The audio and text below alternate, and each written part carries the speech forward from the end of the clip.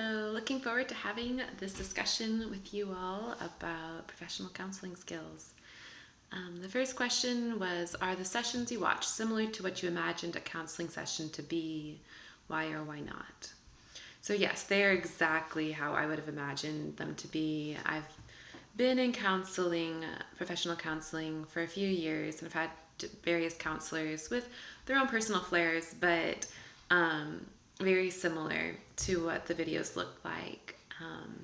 The reflective dialogue that was seen, the questions being asked, and how the counselors were pulling out answers from the client, and the gracious speech and demeanor was pretty much exactly what I would have expected and what I've experienced. And then the second question was, from your readings in chapters 8 and 9, what skills and counselor characteristics did you notice? Did you notice any demonstration of a theoretical orientation? In regards to the theoretical orientation, no, I didn't really pick up on that. And I know we had studied about theoretical orientations a couple weeks ago, but I didn't really notice from the sessions that we saw, other than the fact that they were very person-centered. But as far as skills, in the first video, definitely saw the empathy, the warmth, the genuineness that we were learning about, those three main characteristics that a counselor should have. And the second video was the counselor was very highly engaged, but the whole goal-setting nature of it seemed a little bit more like a coaching session. I just took a life coaching class last semester at Liberty, and the counselor seemed to be using more of the techniques of a coach. But it's possible that those are counseling traits and techniques as well.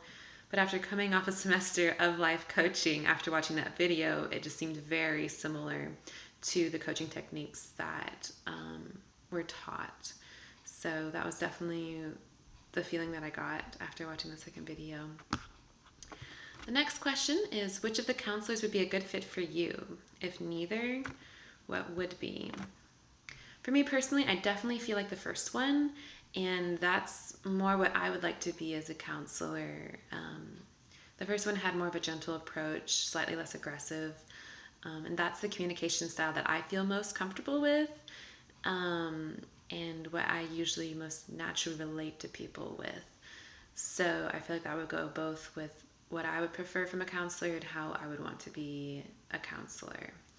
And I feel like I could have a stronger therapeutic alliance with the setting that the first counselor provided.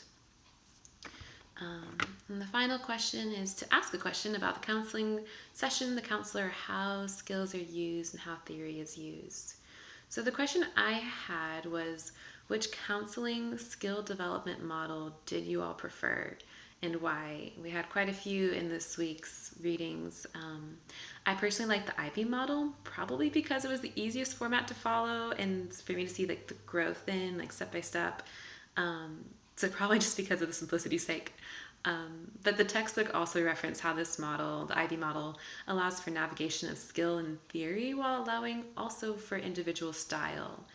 And room for that individuality is important to me. So anyways, I was just curious as to what model stood out as most helpful, or what would be your preferred